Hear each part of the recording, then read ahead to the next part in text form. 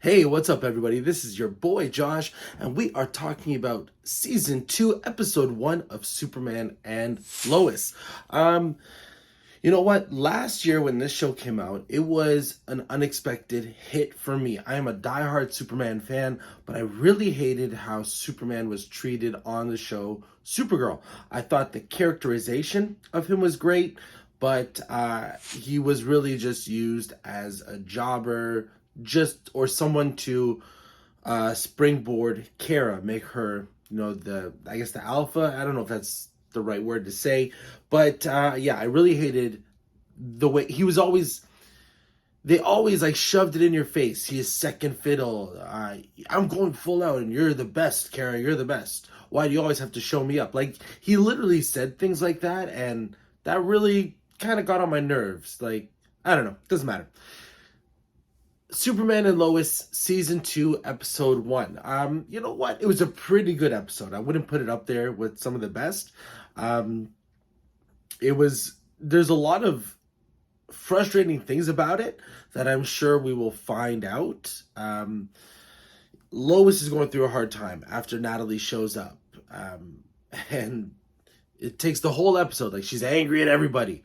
And it's not even like this is the day after Natalie shows up. This is 3 months later. So you're like, what is happening? Why is, she's angry. Sarah has been away for a month at camp, and she comes back, and clearly she's done something because she's sort of avoiding John. Not John, excuse me, Jordan. He's doing things for her, showing up at her house, lighting all these candles on the lake, and she's like, meh, I have cramps.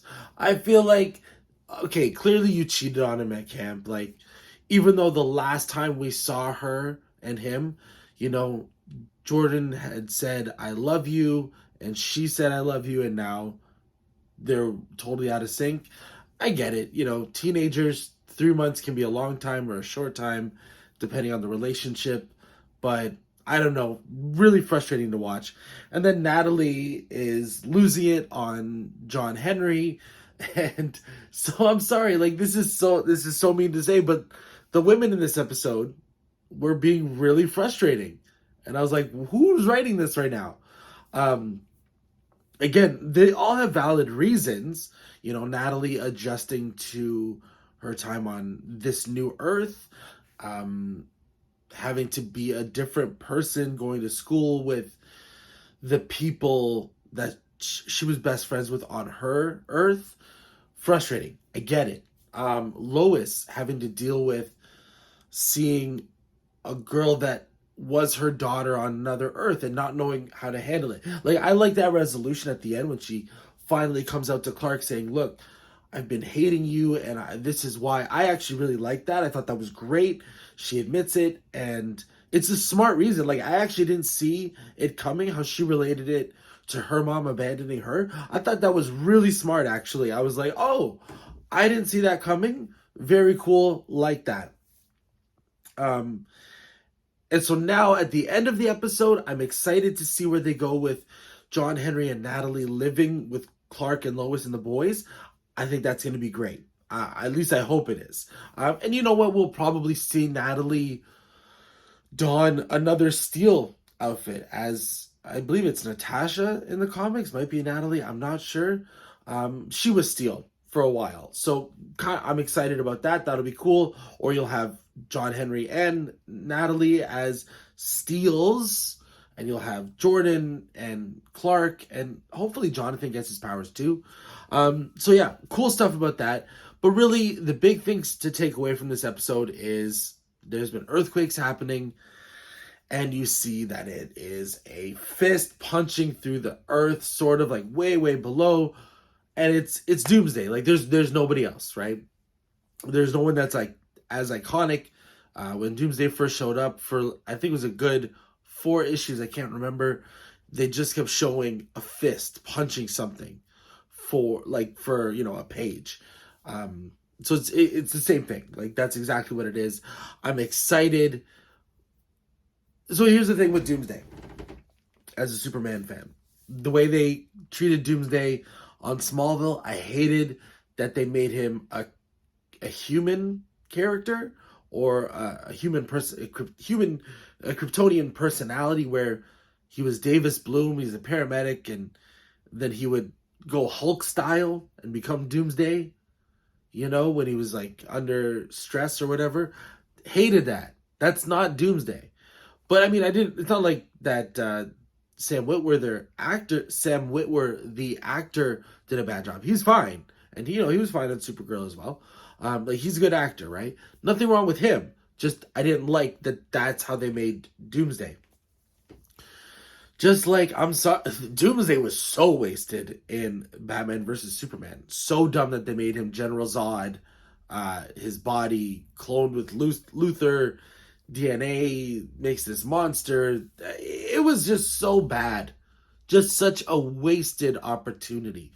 So I'm excited that I'm gonna guess that he's gonna be punching the Earth for a good few episodes. I'm hoping it's a good maybe half of the season. Who knows? The only problem with Doomsday is, I guess not the problem, but look, Doomsday is a Superman villain. The Justice League shows up, whatever incarnation. They did the death and return of Superman in 2 videos for DC animation, and that turned out really well. Superman is the last line of defense. Doomsday takes out the rest of the league, no problem. Now, if we do that in this show, because personally, I like that the only other Arrowverse or CWverse person was John Diggle. He showed up one episode, but that's it. I like that Superman and Lois has kind of been separate from the CW verse. I like that it's kind of been its own thing. I just think that's smart because, frankly, in the other CW verse shows, Superman wasn't treated that well.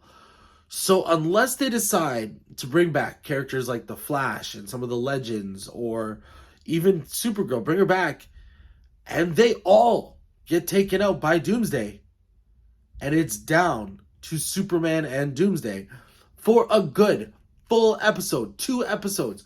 Just give us a knockdown, drag-out brawl between these two. And it's only down to him, and he takes down Doomsday. They both die, That's how it is in the comics. Fine.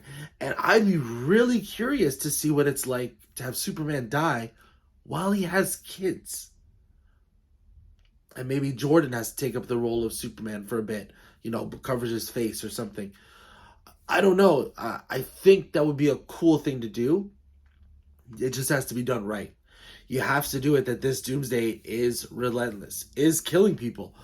You don't have to show blood and all that stuff because obviously it's a TV show.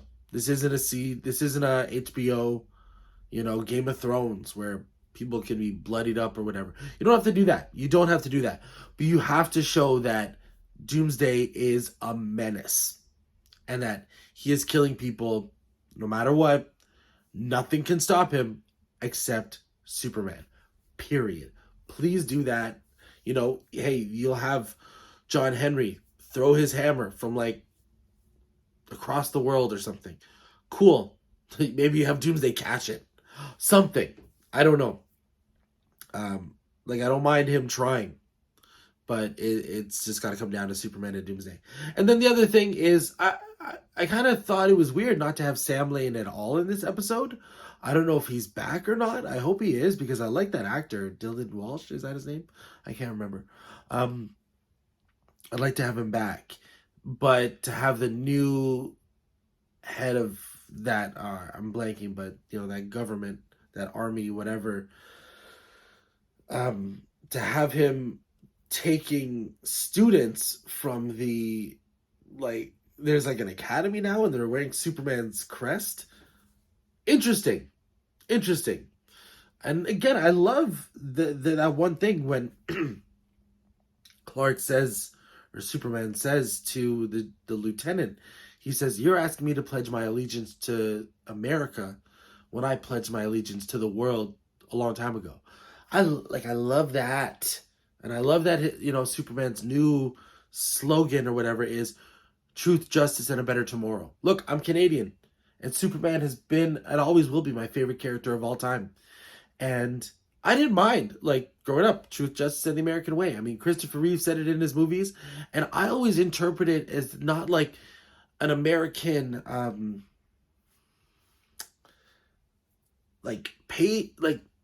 we are imposing our ideals on you, like, I don't know, not as like super patriotic, just the fact that he represented everything that's good in America, in the US, and he wants to impose that, like, not impose that, but that's what he stands for, all the good that the US does, right? All the, like on Statue of Liberty, like, because you're tired, you're sick, you're weak or hungry. I'm not sure what's on the book itself, but all the good things that America stands for. So as a kid, I liked that, and I was like, that's perfect. That's fine. I get it. But I like that he said, because Superman is the world's greatest protector. They, mentioned that a few times in the last season, and yeah, but then the guy's saying, well, no, you gotta protect America first. So I am interested to see where that goes. Obviously, Superman will come to blows with some of the students, but I feel like there will be a good speech where he tells the students that, they have to save the world, not just America. Anyway, pretty solid first episode. I'm a little nervous for Jordan and Sarah. Obviously, Natalie is going to get with one of the boys. That's just happening because Jonathan was with a new girl this time, Candace. I don't think she was in the last season. So, yeah, I'm excited to see where it goes. And, just excited to have Superman back on TV. What do you guys think? Leave your comments down below. Let me know your thoughts. Please be sure to like, follow, and subscribe. And we'll catch you on the next one.